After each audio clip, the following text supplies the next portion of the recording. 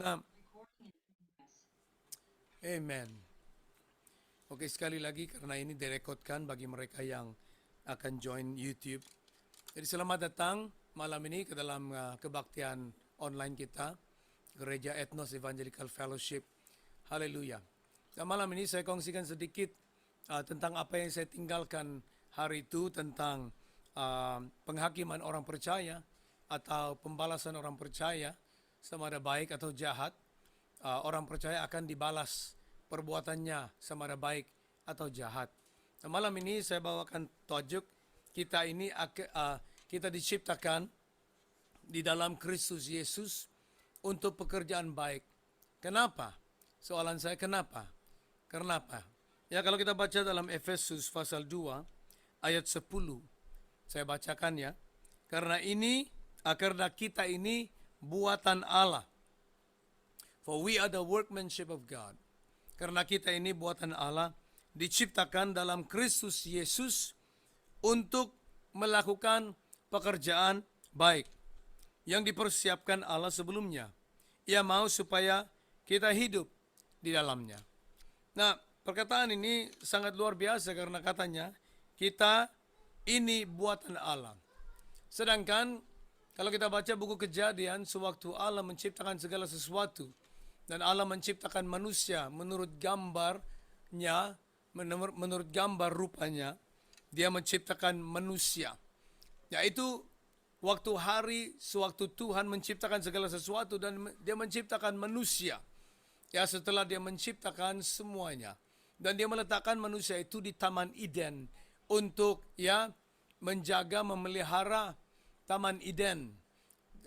Tetapi apa yang terjadi setelah Tuhan memberikan mereka perintah untuk tidak makan daripada pohon pengetahuan akan baik dan jahat, mereka jatuh dalam dosa, mereka mengingkari perintah Tuhan, mereka memberontak akan Tuhan, lalu manusia jatuh. Kita tahu ceritanya dalam Kejadian pasal 3. Jadi setelah manusia jatuh, manusia menjadi mati rohani. Tapi di sini dalam Efesus, setelah Yesus datang, penebusan telah dilakukan. Yesus telah datang menebus segala manusia. Orang yang percaya kepada Yesus bertobat. Katanya setelah kita menerima Yesus, setelah kita percaya Yesus, katanya kita menjadi buatan Allah.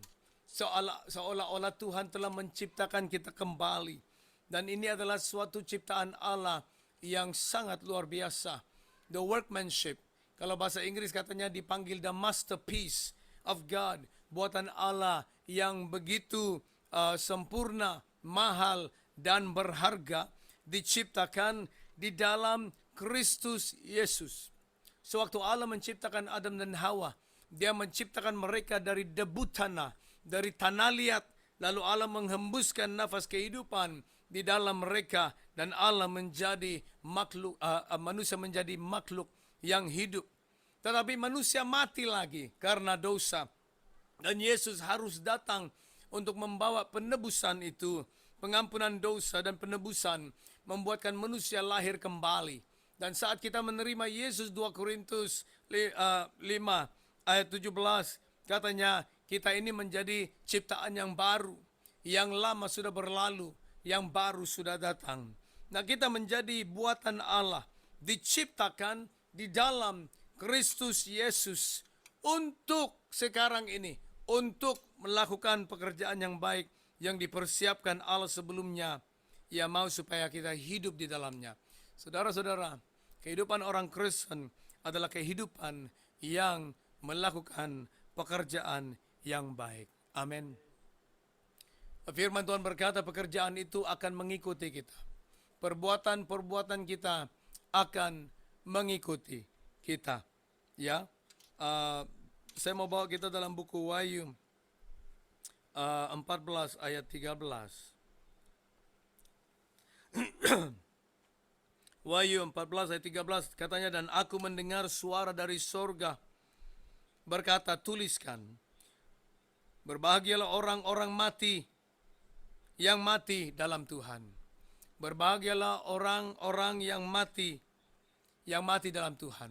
Orang-orang mati yang mati dalam Tuhan. orang yang mati di dalam Tuhan katanya berbahagia atau diberkati. Ya, happy or blessed are the dead who died in the Lord. Yang mati di dalam Tuhan. Saudara-saudara, saya mau dorong kita malam ini, marilah kita mati di dalam Tuhan. Maksudnya, mati dalam percaya Tuhan, mati dalam hidup bagi Tuhan, mati setia di dalam Tuhan, mati berpegang kepada iman kita di dalam Tuhan. Lalu kita boleh menjadi orang seperti ini yang berbahagia karena kita mati di dalam Tuhan. Kenapa? Katanya berbahagialah orang-orang mati yang mati dalam Tuhan sejak sekarang ini. Sungguh kata Roh Kudus, supaya mereka boleh beristirahat dari jerih lelah mereka, karena segala perbuatan mereka menyertai mereka. Penting sekali saudara-saudara, di dalam hidup ini kita penuh dengan pekerjaan yang baik. Melayani Tuhan, hidup dengan baik, melakukan perbuatan-perbuatan yang baik. Ya, melayani Tuhan memang salah satu daripadanya. Ya, Salomo mengerti tentang hal ini. Kita jangan lalai saudara, atau leka. Banyak orang Kristen lalai dan leka karena mereka pikir segala perbuatan mereka dalam dunia ini seperti Tuhan hanya tutup mata sebelah dan lihat dan kata, oh tidak apa-apalah itu. Ya, tidak apa-apalah itu. Kita harus sadar segala perbuatan kita, percakapan kita, Tuhan akan membawa itu di depan pengadilan. Salomo mengerti tentang hal ini. Kita pergi Pengkhotbah 12, Pengkhotbah ya, pasal yang terakhir, ayat yang terakhir. Pengkhotbah 12. Salomo, kalau kita pelajari buku Pengkhotbah, Salomo sebagai seorang raja yang besar, raja yang hebat, raja yang kaya, raja yang memiliki segala sesuatu. Dan bukan saja raja yang memiliki segala sesuatu, tetapi seorang raja yang hebat, yang luar biasa, yang kaya, yang apa yang dia inginkan, dia akan mendapatnya. Inilah Raja Salomo. Dia telah mencobai segala sesuatu di bawah matahari ini. Dia telah mencoba segala sesuatu untuk memuaskan hawa nafsunya di dalam dunia ini. Ini Raja Salomo. Ya. Jadi setelah dia mencobai segala sesuatu, dia merasakan kehidupan di dalam dunia ini tapi hanya untuk memuaskan nafsu daging, yang akhirnya dia berkata semuanya hanya sia-sia. Hanya sia-sia. Harta benda sia-sia. Ya, ataupun hobi sia-sia. Dia suka kolam, dia bina banyak kolam-kolam, sia-sia. Dia suka ternakan, dia buat banyak ternakan, pelihara banyak ternakan, sia-sia. Dia suka taman, tanaman, dia tanam banyak tanaman, ya taman-taman yang cantik, bunga-bunga yang cantik, tapi tidak ada yang memuaskan dia. Katanya sia-sia.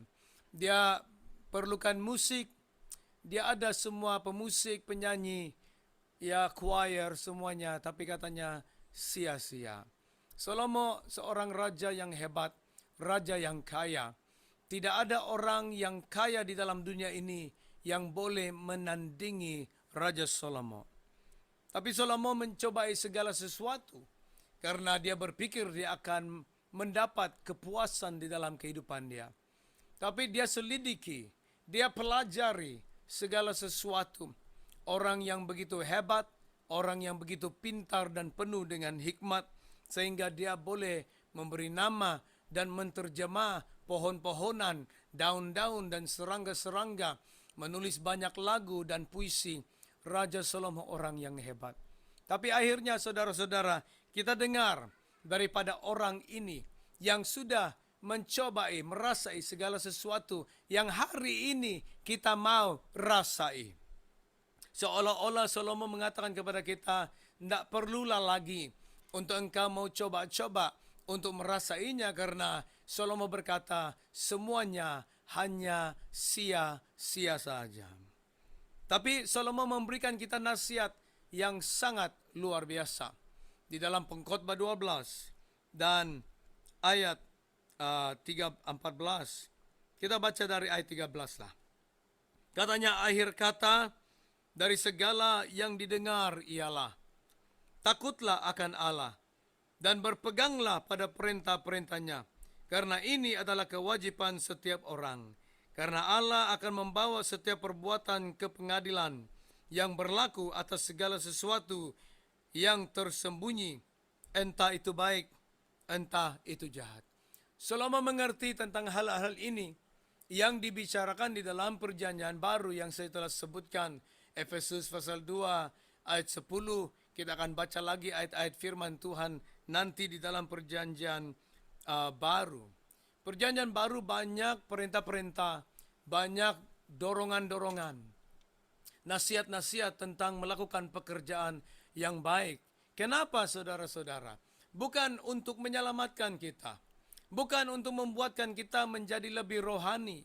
Kita bukan melakukan pekerjaan baik untuk orang melihat kita bahwa kita ini orang yang saleh, orang yang rohani, orang yang bersih. Bukan, saudara. Karena pekerjaan baik itu tidak akan menyucikan kita. Pekerjaan baik itu tidak akan melayakkan kita di hadapan Tuhan. Sebenarnya perbuatan baik orang Kristen tidak akan menyelamatkan dia. Sebaliknya, orang Kristen diselamatkan untuk menghasilkan pekerjaan atau perbuatan-perbuatan yang baik. Katakan amin.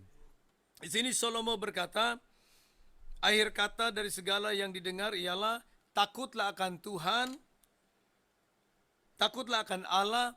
Yang kedua, berpeganglah pada perintah-perintahnya. Karena inilah kewajiban setiap orang. Sangat simple, tetapi sangat luar biasa. Tapi persoalannya, berapa banyakkah orang yang mengikuti nasihat Salomo ini? Berapa banyak orang Kristenkah yang melakukan perintah-perintah Tuhan di dalam perjanjian baru? Salomo berkata, yang penting dalam hidup kita, kewajiban setiap orang, setiap manusia dalam dunia ini adalah harus hidup takut akan Tuhan dan berpegang kepada perintah-perintahnya. Maksudnya takut akan Tuhan, hormat dia, sembah dia, setia kepada dia, ikuti dia, berjalan bersama dengan dia, setia bersama dengan Tuhan. Pegang perintah Tuhan bermaksud kita melakukannya dalam hidup kita, bukan hanya mengingat dia, menghafalnya. Banyak orang Kristen juga tahu firman Tuhan, tapi tidak melakukan. Kita harus melakukan perintah Tuhan. Hidup akan takut akan Allah dan berpegang kepada perintah Tuhan. Kenapa saudara? Karena Allah akan membawa setiap perbuatan ke pengadilan yang berlaku atas segala sesuatu yang tersembunyi. Maksudnya segala perbuatan manusia itu akan dibawa ke pengadilan, termasuk perbuatan yang tersembunyi. Setiap secret, setiap perbuatan, mungkin orang lain tidak lihat. Mungkin suami istri kita tidak lihat apa yang kita lakukan. Mungkin anak-anak tidak lihat. Mungkin bos kita tidak lihat. Mungkin gembala kita tidak lihat. Tapi segala perbuatan di dalam hal tersembunyi itu katanya akan dibawa ke tempat pengadilan. Entah itu baik, entah itu jahat. Haleluya. Haleluya. Ini yang dikatakan dalam firman Tuhan di dalam buku Korintus yang kita sudah baca hari itu, bahwa kita semua akan berdiri di hadapan pengadilan Kristus dan kita akan diadili dengan segala perbuatan yang kita lakukan di dalam bumi ini, di dalam hidup kita, tubuh kita, sama ada itu baik ataupun jahat. Saudara-saudara, kita dibuat di dalam Kristus, kita adalah buatan Allah di dalam Kristus Yesus untuk pekerjaan yang baik. Bagi orang Kristen, perbuatan baik itu bermula setelah kita mengenal Yesus. Setelah kita menerima Yesus, setelah kita bertobat dan menerima Yesus dalam hidup kita, disitulah perbuatan kita bermula, sama ada perbuatan baik ataupun perbuatan yang jahat. Dan itulah yang akan dibawa ke tempat pengadilan. Haleluya. Haleluya. Kita pergi ke buku Kolose pasal 3.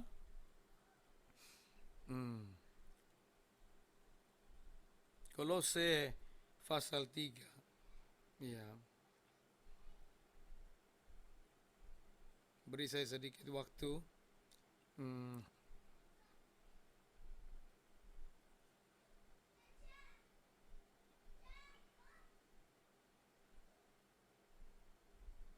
Haleluya. What is that? Ayat 17.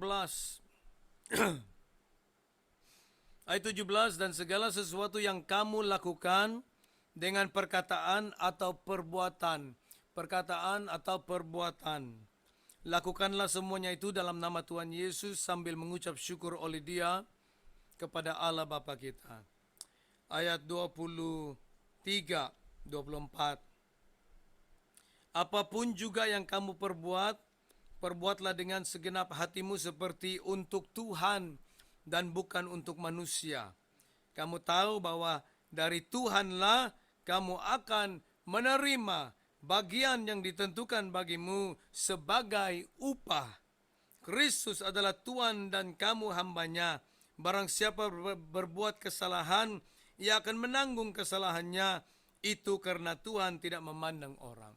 Jadi kita melakukan segala sesuatu sebagai orang Kristen untuk Tuhan, karena kita akan menerima upah dari Tuhan Yesus sendiri.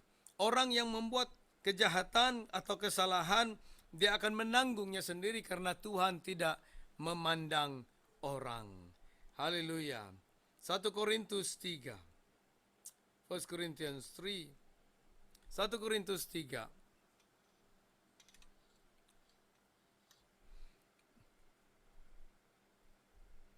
Banyak saya membaca ya. Dari ayat 3. Dari ayat 3 katanya, karena kamu masih manusia duniawi. Nah, dua jenis Kristen, duniawi dan rohani. Kristen juga. Orang duniawi, orang Kristen duniawi melakukan hal-hal duniawi. Orang rohani, Kristen rohani melakukan hal-hal rohani. Paulus berkata, karena kamu masih duniawi, sebab jika di antara kamu ada iri hati, ini orang duniawi, ada iri hati, perselisihan, bukankah hal itu menunjukkan bahwa kamu manusia duniawi dan bahwa kamu hidup secara manusiawi? Orang duniawi hidup secara manusiawi dalam kedagingan.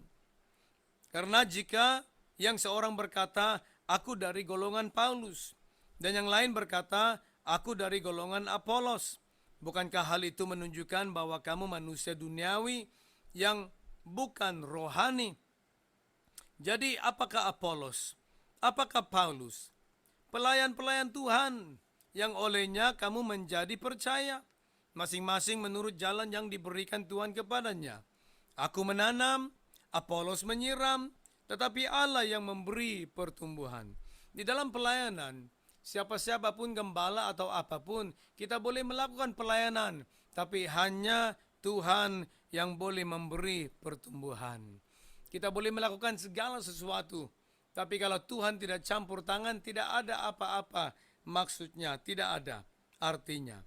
Baik yang menanam ayat 8 maupun yang menyiram adalah sama. Kita sama. Sama ada saya gereja kecil, Anda gereja besar, atau pelayanan banyak, kita sama. Kita bekerja di ladang di ladang Tuhan. Dan masing-masing akan menerima upahnya. Dalam pekerjaan kita, menerima upahnya sesuai dengan pekerjaannya sendiri. Gereja kecil, gereja besar, kita bekerja. Karena kami adalah kawan sekerja Allah. Kamu adalah ladang Allah, bangunan Allah. 10. Sesuai dengan kasih karunia Allah yang dianugerahkan kepadaku sebagai seorang ahli bangunan yang cakap untuk meletakkan dasar dan orang lain membangun terus di atasnya. Tetapi tiap-tiap orang harus memperhatikan bagaimana ia harus membangun di atasnya. Karena tidak ada seorang pun yang dapat meletakkan dasar lain daripada dasar yang telah diletakkan, yaitu Yesus Kristus. Entahkah orang membangun di atas dasar ini emas, perak, batu permata, kayu, rumput kering, atau jerami. Sekali kelak pekerjaan masing-masing akan nampak, karena hari Tuhan akan menyatakannya, sebab ia akan nampak dengan api, dan bagaimana pekerjaan masing-masing orang akan diuji oleh api itu. Jika pekerjaan dibangun, seseorang tahan uji, ia akan mendapat upah. Jika pekerjaannya terbakar, ia akan menderita kerugian, tetapi ia sendiri akan diselamatkan, tetapi seperti dalam api. Saudara-saudara, hidup kita, perbuatan kita, ada pilihan, ada dua pilihan. Adakah kita mau hidup melayani Tuhan, melakukan pekerjaan yang baik, membangun di atas dasar yaitu Yesus Kristus sendiri, emas, perak, dan batu permata, ataupun kayu, rumput kering, atau jerami. Dua jenis ya bahan atau materi. Ya, pilihan kita. Karena kalau kita bangunkan dalam hidup kita perbuatan yang baik yang memuliakan Tuhan, yaitu emas, perak, batu permata, itu tahan uji.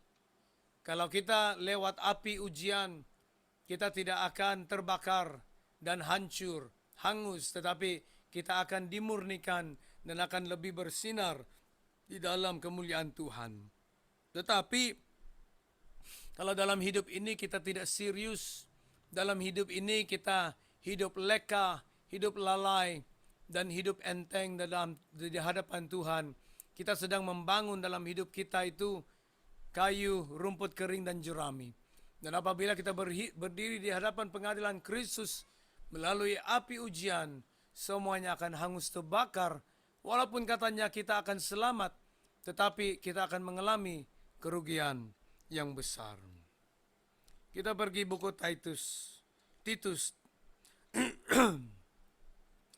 Titus ya. Buku Titus, kalau kita baca, ada banyak disebut tentang pekerjaan baik. Kita didorong untuk melakukan pekerjaan yang baik. Titus 1:16 katanya mereka mengaku mengenal Allah, tetapi dengan perbuatan mereka,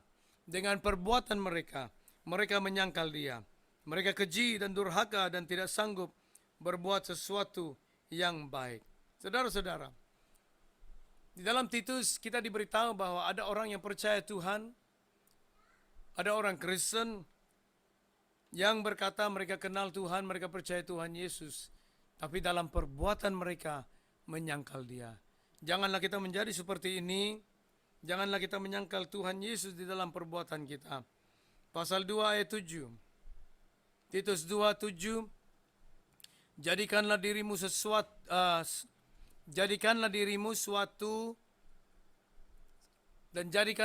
sendiri suatu teladan dalam berbuat baik. Hendaklah engkau jujur dan sungguh-sungguh dalam pengajaranmu. Katanya kita harus menjadi teladan dalam hidup kita ini untuk perbuatan yang baik. Ayat 14. Yang telah menyerahkan dirinya, yaitu Yesus, telah menyerahkan dirinya bagi kita untuk membebaskan kita dari segala kejahatan dan untuk menguduskan bagi dirinya suatu umat, kepunyaannya sendiri yang rajin berbuat baik. Haleluya. Ini orang Kristen. Rajin berbuat baik bukan untuk diselamatkan, tapi karena kita telah diselamatkan, kita rajin berbuat baik. Katakan amin. Pasal 3 ayat 1. Ingatkanlah mereka supaya mereka tunduk pada pemerintah dan orang-orang yang berkuasa, taat dan siap untuk melakukan setiap pekerjaan baik. Bukan saja rajin berbuat baik, tapi kita siap untuk segala pekerjaan yang baik. Ayat 8. Perkataan ini benar dan aku mau supaya engkau dengan yakin menguatkannya, agar mereka yang sudah percaya kepada Allah sungguh-sungguh berusaha melakukan pekerjaan yang baik. Itulah yang baik dan berguna bagi manusia. Kita harus sungguh-sungguh melakukan pekerjaan yang baik. Dan ayat yang terakhir, ayat 14, dan biarlah orang-orang kita juga, jemaat kita, pelayan kita, keluarga kita, orang Kristen kita, biarlah orang-orang kita juga belajar melakukan pekerjaan yang baik untuk memenuhi keperluan hidup yang pokok, supaya hidup mereka jangan tidak berbuah. Haleluya. Saudara-saudara, kita baca kembali 2 Korintus 5 ayat 10 sebagai penutup malam ini. Katanya, sebab kita semua orang Kristen harus menghadap takhta pengadilan Kristus, supaya setiap orang memperoleh apa yang patut diterimanya sesuai dengan yang dilakukannya dalam hidupnya ini, baik ataupun jahat. Dengan mengetahui hal ini, saudara-saudara, bagaimana pentingnya kita ingat bahwa penting untuk kita berada dalam gereja, penting untuk kita melayani Tuhan, penting untuk kita melibatkan dalam pelayanan, penting untuk kita giat di dalam melayani Tuhan, penting untuk menjaga cara hidup kita, penting untuk menjaga cara perkataan kita, cara layanan kita terhadap suami, istri, anak-anak, orang di luar, manapun. Kita harus perhatikan, menjaga kelakuan kita, perbuatan kita di luar. Karena kita akan menerima balasan dengan segala perbuatan kita dalam dunia ini, sama ada baik atau jahat. Yang terakhir, Wahyu 22 ayat 12. Wahyu 22 ayat 12. Kata Yesus, sesungguhnya aku datang segera, dan aku membawa upahku untuk membalaskan kepada setiap orang menurut perbuatannya. Ini perkataan Yesus. Dia datang dengan upahnya, dan dia akan membalaskan kepada setiap orang menurut perbuatan mereka. Haleluya. Kita berdoa. Terima kasih Bapa di surga. Tuhan, Engkau Allah kami, Engkaulah yang menghakimi kami, Engkaulah yang akan mengadili kami, Engkau yang memberikan kami upah pembalasan di dalam hidup kami. Ampuni kami atas segala dosa, ampuni kami atas segala kesalahan dan kekurangan dalam hidup kami dengan melayani Engkau. Kami berdoa Engkau menguduskan kami dan membuatkan kami orang-orang Kristen yang giat, rajin, berusaha, dan banyak di dalam perbuatan yang baik. Supaya saat kami berdiri di hadapan-Mu Tuhan, hal yang kami lakukan adalah membangun di dalam dasar Yesus Kristus, yaitu emas, perak, dan batu permata, dan bukan kayu, rumput kering, dan jerami. Tapi kami akan bertahan dan akan dimurnikan dan tetap bersinar bagi kemuliaan Tuhan. Terima kasih Bapa. Terpuji nama-Mu, berkati anak-anak-Mu malam ini, dan berkati mereka dengan firman ini. Di dalam nama Yesus kami berdoa. Semua katakan amin. Amin. Tuhan berkati, dan kita akan jumpa minggu depan. Shalom dan Tuhan berkati. Amin.